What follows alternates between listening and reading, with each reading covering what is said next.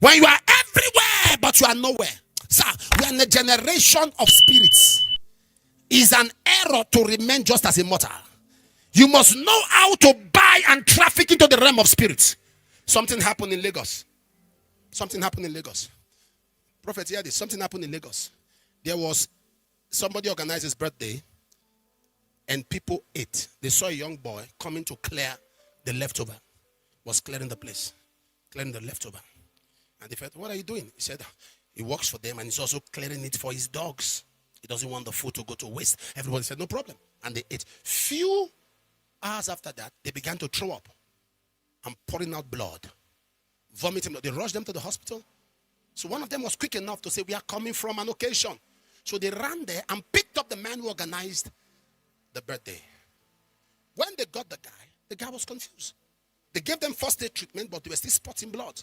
The guy said, "I ate from this thing." He brought some of the food and ate in front of the policemen. Less than an hour, he too began to throw out blood. One of them said, "Wait, there was one boy. He knows the boy." He called the boy's name. And they said, "Yes." They drove to the boy's house and opened the door and saw him sitting down before a shrine in his room with plates of food poured there. And they began to handle him. And they began to confess that this is how he has built 2 filling stations. All he goes to occasion and gets leftover of food. It goes from one occasion to, so keep joking. We are in a generation where people are trafficking with spirits. Those in the occultic are growing in dimensions. They are growing in dimensions, but believers have become too complacent. People are trafficking in dimensions. Am I talking to somebody here? I was going to South America, and I took a flight that had to transit. Prophet, I sat down. First flight. They brought food. I said, "Just give me biscuits and all." I ate. A man by my side, he wasn't talking. He wouldn't eat anything. I kept quiet. We connected to the next flight. Fortunately, the first time we sat together. Second time, there was a seat in between. And I saw him. I said, "You're here again?" He said, "Yes." We shook hands. They brought food again. I ate snacks. He wouldn't eat.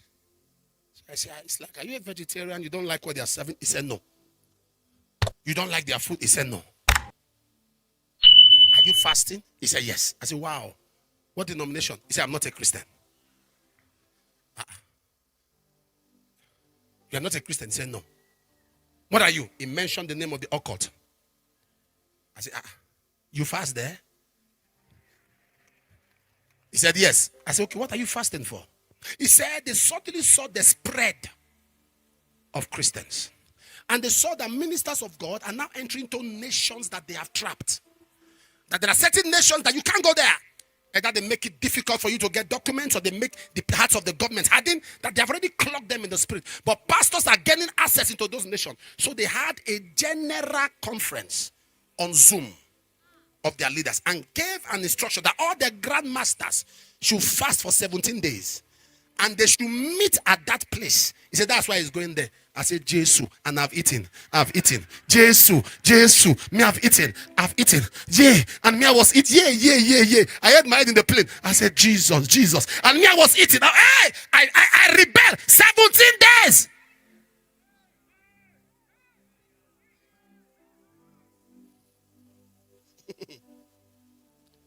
Hey! And the man was just there, fixed.